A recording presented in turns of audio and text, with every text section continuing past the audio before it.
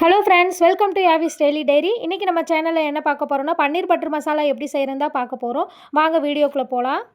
இந்த மாதிரி ஒரு கடாய் எடுத்துகிட்டு இதில் தேவையான அளவு எண்ணெய் ஊற்றிக்கலாம். எண்ணெய் சூடானதுமே இதில் ஒரு பட்டை, ஒரு அன்னாச்சி பூவு, 2 கிராம்பு, 2 ஏலக்காய், இது கூடவே ஒரு 4-5 முந்திரி பருப்பு சேர்த்து வதக்கிக்கலாம்.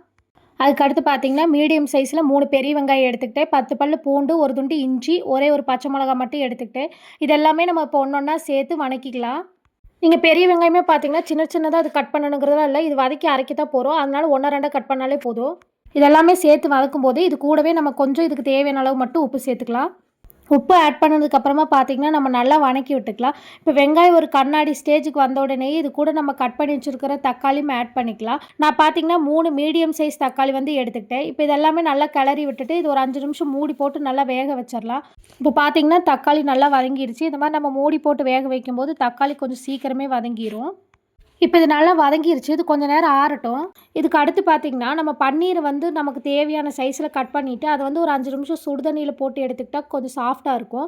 இப்போ பார்த்திங்கன்னா இது ஒரு பக்கமாக இருக்கட்டும். இப்போ நம்ம வதக்கி வச்சது பார்த்திங்கன்னா ஆறிடுச்சு. இதை வந்து நம்ம ஒரு மிக்ஸி ஜாருக்கு மாற்றிக்கலாம். நல்லா ஃபுல்லாக எல்லாத்தையுமே இது மாற்றி முடிச்சதுக்கப்புறமா இதில் கொஞ்சம் தண்ணி ஆட் பண்ணி அதையும் நல்லா வாஷ் பண்ணி இந்த மிக்ஸி ஜாரில் ஆட் பண்ணிக்கலாம். வாங்க இது கூட நம்ம என்னென்ன மசாலா ஆட் பண்ணுறோங்கிறதையும் பார்க்கலாம். 1/2 ஸ்பூன் பார்த்திங்கன்னா வரமிளகாத்தூள், 1/2 ஸ்பூன் மல்லித்தூள், கொஞ்சம் கரம் மசாலா, கொஞ்சம் காஷ்மீரி சில்லி பவுடர், அது கூடவே மஞ்சத்தூள், இது எல்லாமே நான் எடுத்துட்டேன். இதை பார்த்திங்கன்னா இப்போ நல்லா பேஸ்ட்டாக அரைச்சி எடுத்துக்கலாம்.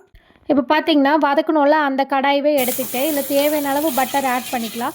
பட்டர் நல்லா மெல்ட் ஆகட்டும். மெல்ட் ஆனதுக்கப்புறமா நம்ம இந்த அரைச்சி வச்ச பேஸ்ட் ஆட் பண்ணிக்கலாம். இப்போ பார்த்திங்கன்னா நம்ம அரைச்சோல்லையே அந்த மிக்சிலேயே மறுபடியும் கொஞ்சம் தண்ணி ஊற்றி அலாசிட்டு அந்த தண்ணியும் நம்ம இந்த மசாலா கூட ஆட் பண்ணிக்கலாம். இப்போ உப்பு பார்த்திங்கன்னா நம்ம டேஸ்ட்டுக்கு ஏற்ற மாதிரி நீங்கள் ஆட் பண்ணிக்கோங்க. ஏன்னா நம்ம வதக்கும் போதே கொஞ்சம் உப்பு சேர்த்துருக்கோம். அதனால் நீங்கள் டேஸ்ட் பார்த்துட்டு அதுக்கப்புறமா உப்பு ஆட் பண்ணிக்கோங்க.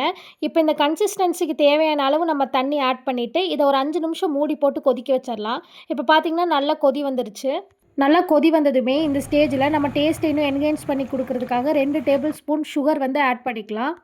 நம்ம மசாலாவுக்கு தேவையான கன்சிஸ்டன்சி வர ஸ்டேஜில் தான் நம்ம பன்னீரை வந்து ஆட் பண்ணணும். இல்லைன்னா அது ஓவர் குக் ஆகி கரைஞ்சிரும்.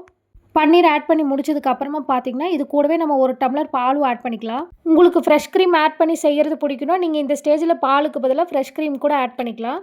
பால் ஆட் பண்ணதுக்கப்புறம் ரொம்ப நேரம் கொதிக்க வைக்கணுங்கிறதுல நம்ம காய்ச்சி ஆற வச்ச பால் தான் எடுத்திருக்கோம். அதனால் அது ரொம்ப நேரம் கொதிக்க வைக்க வேண்டாம். பார்த்திங்கன்னா இந்த மாதிரி இறக்குற ஸ்டேஜில் கொஞ்சமாக கஸ்தூரி மைத்தி எடுத்துகிட்டு அதை லைட்டாக உள்ளங்கையில் வச்சு தேய்ச்சிட்டு அதுக்கப்புறமா ஆட் பண்ணும்போது அது நல்லா வாசனையாக இருக்கும். அவ்வளோதான் ஃப்ரெண்ட்ஸ், நம்ம பன்னீர் பட்டர் மசாலா வந்து ரெடி ஆயிடுச்சு. நீங்களும் இந்த மாதிரி சப்பாத்திக்கு சைட் டிஷ்ஷாக பன்னீர் பட்டர் மசாலா வச்சு சாப்பிட்டு என்ஜாய் பண்ணுங்கள்.